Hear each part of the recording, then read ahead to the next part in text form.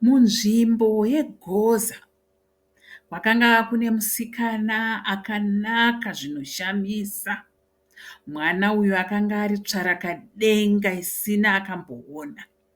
Baba vake vaifara zvikuru naye.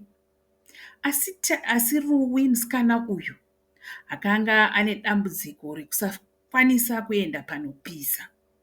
Aiti akaenda muzuva vanhu vaitotanga kuona Ruwi akutanga kunyungudika.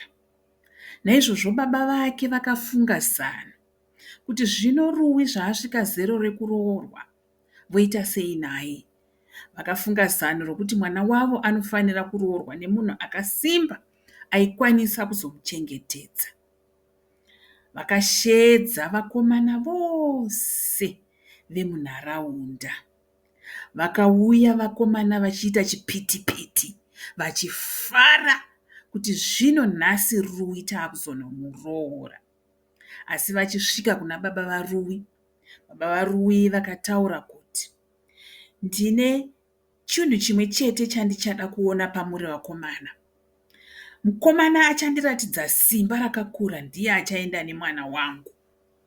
Baba vakaburitsa rino zidombo rakakura. Vakomana vese vakafunga kuti ini ndicharigona zidombo iri. Vakauya mumwe naumwe, uno akatozoda kuti kikirikiki, ringasumuka dombo riya. Uno akati kikirikiki naro, ringasumuka dombo riya, kikirikiki. Vakatambudzika. Asi pakabuda mukomana umwe chete ainzi Tamu. Mukomana uyu anga ari hwitaku yerume. Akangoriti piku zidombo riya, ndiye pamusoro pake gi. Baba vakashamiswa kuona mukomana uyu. Nevamwe vese vemunharaunda vakafara vachiona kuti kwaita mukomana akasimba kudai. Baba vakafara zvikuru ndokupa mwana wavo kuna Tamu. Asi baba vakaudza Tamu chinhu chimwe chete kuti Tamu, mwana wangu haazofaniri kuenda pane zuva, nokuti akaenda pane zuva anonyungudika. Tamu murufaro haana kumbonetseka nazvo. Akabva audza baba vake kuti baba, musambotya zvenyu, ndichachengeta mwana wenyu, handizomuisi pane zuva, ndichagara naye ari panotonhorera. Vakasumuka vaakuenda kumusha kwaTamu. Tamu aiva murume aifarira kuita mabasa ake pamusha.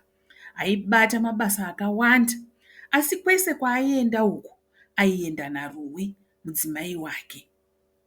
Vakaenda rimwe zuva kunotsvaga mhuka kunovhima. Tamu akaona tsuro, ndiye tande achiteera tsuro. Ruwi ndokusara achinyungudika. Pakazodzoka Tamu akawana Ruwi pasisina. Tamu akavhunduka chaizvo kuti zvino Ruwi aenda kupi. Akabva amhanya akabata tsuro yake akananga kumba kwababa vaRuwi ndokunovataurira kuti Ruwi handichamuoni. Baba vaTamu vakagumbuka zvizhinji kuti zvaita sei? Ndakakutaurira kuti haikona kusiya mwana wangu ari muzuva. Baba vaTamu vakamhanya vakaenda kwakanga kwanyungudikira Ruwi.